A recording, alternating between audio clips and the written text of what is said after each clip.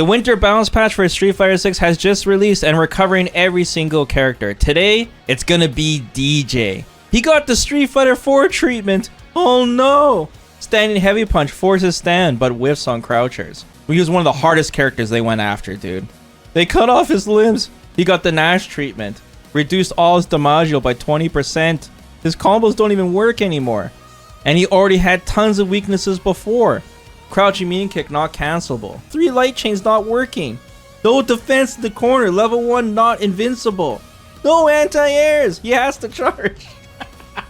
His corner game's cheeks. Anyways, if you guys don't believe anything I say, he also terrorized people in Season 1. He was flying all the way across the screen. Drive rush was insane. Plus normals for days. And he did insane damage output.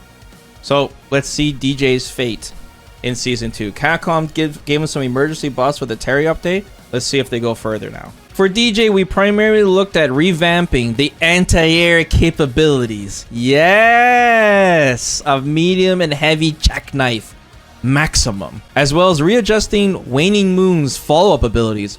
Ooh. Medium jackknife maximum. Previously, we adjusted the range of the first attack to reduce guaranteed counterattacks on the ground. But as an anti-air attack, it became less reliable than expected. See, I told you guys, his anti-airs were cheeks. To improve that aspect, we've extended the active frames of the attack and expanded the attack hitbox that only applies to mid-air opponents. Against jumps, if you perform the attack a little early, you'll now see less cases of the first attack missing. Nice. Okay, more reliable anti-air. OD Waning Moon, this is his sway into the overhead kick. In the last balance adjustment, we added the option of a follow-up attack on hit depending on the situation. But the option Dee Jay had in terms of move selection and range were too strict, so we looked to relax those conditions. When landing the normal version as a punish counter, attacks like Heavy Jackknife Maximum are easier to land. Nice! And for the OD version on hit, Quick Rolling Soulbot and Double Rolling Soulbot will now connect. Wow! Okay, that's nice. Funky Dance. His medium back heavy punch feint. We made it more difficult for opponents to respond by making it easier for Dee Jay to snap back with feint techniques. Invincible overdrive attacks are no longer guaranteed hits, and it's now harder for normal attacks to interrupt this attack. Woohoo!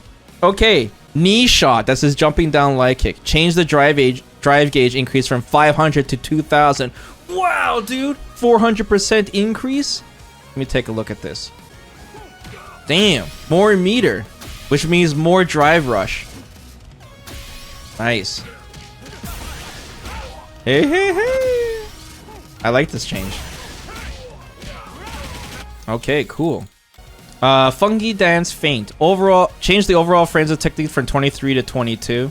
Okay, so I guess on block, when you did the feint, it lost to reversals no matter what. So the opponent didn't have to guess if you're going to do the third hit follow-up attack. So let me take a look at this, and I'll do it on 2 hits. I can block it. There we go. Okay, nice.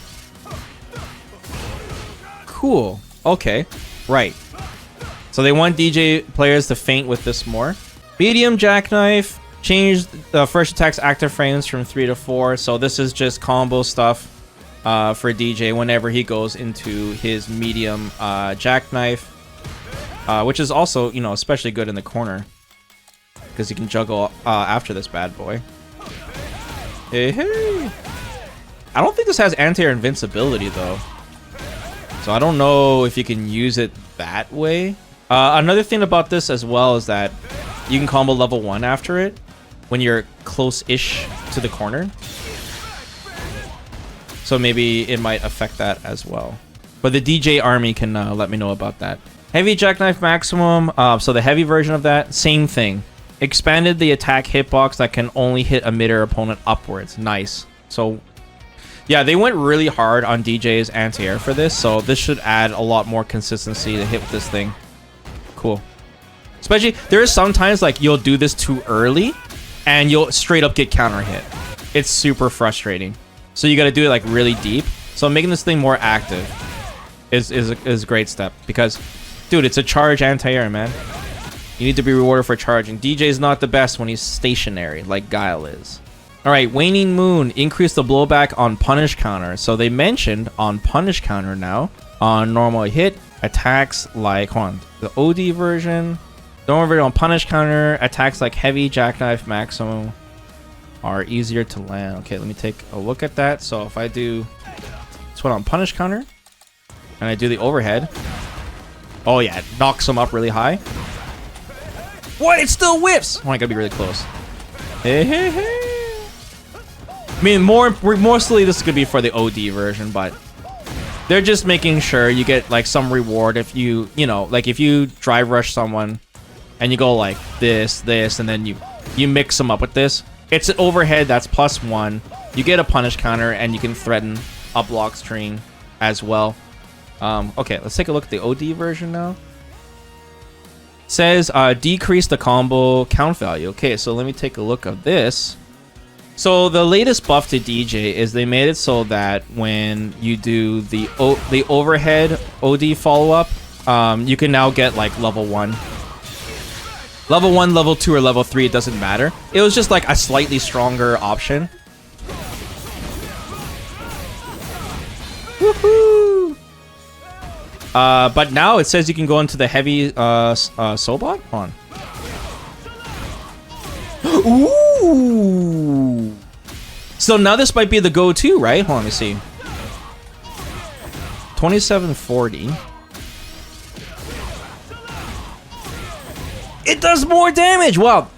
More damage. Okay, so now you always want to go into the overhead. That's super sick. So for example, let's say you land like a punish counter sway. Let's say you land like something like this. You're gonna get some big deeps. Like you can go like this. Bam, bam, bam. Oh yeah, and then warp speed 88 miles per hour towards them. And if you're like, another thing too is like, usually when I land this move, I had to eyeball it and be like, okay, do I have super, yes or no? And sometimes when I did this and I didn't have super, I'm like, okay, I get nothing. So you lose your combo, right? So now always going in the overhead is just going to make it a lot easier. And you're like, okay, do I use super or not? Or do I just go into heavy Sobot kick? So cool. The big thing is that, you know, DJ got a lot of scaling nerfs. It really hurt his Damaggio. So his mid-screen conversions weren't the best.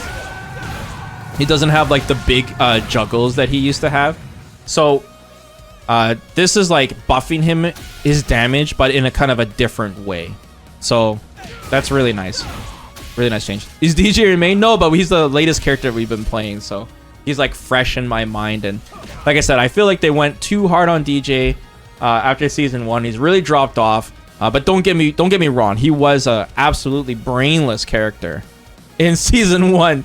People were going for free dubs with this character. But now, like I said, if you're someone who really enjoys DJ, you like that hybrid style with the feints or all that, it's like less guilt-free buffs where they're helping him a little bit more. His feint stuff, like I don't think this is gonna shoot DJ up the tier list. I still think he's around mid-tier-ish right now, but he still has one of the best drive rushes in the game, and he has some really unique moves and feints that can blow people up. A lot of plus buttons. So at least they're continuing to buff him, and this combined to the recent buffs that he got in the emergency patch go together nicely, and hopefully they buff him a little bit more in season 3. But he's got a lot more fun combos now, and allowing you to do the target combos and feint stuff. So these are things that, like, all things that he uses. So that's really good. Will you still be terrorizing you guys with drive rush? Alright guys, DJ players, let me know how you feel about these changes. DJ won't have another Street Fighter 4 treatment again, I promise. Capcom is continuing to buff him. They're trying to apologize to you guys. They're trying to extend their hand. So let me know in the comments below what DJ still needs, if anything. I think the next change that I want is making his level 1 invincible. If they don't do that and they want it to be unique, then they definitely need to increase the range on this bad boy. The range is just way too short. It doesn't have good enough utility to justify it not being invincible, and it's definitely one of DJ's biggest weaknesses, because he gets very susceptible to DI in Burnout for him. I like that they're buffing up his anti-airs, which is good, and the way his light strains and all that are very unique. Way his crouching medium kick is unique. He doesn't have a dry rush crouching medium kick. So I think level 1 is the next step here that I definitely want. But anyways, thanks for watching, guys. I'll continue to break down the rest of the characters. Bye bye.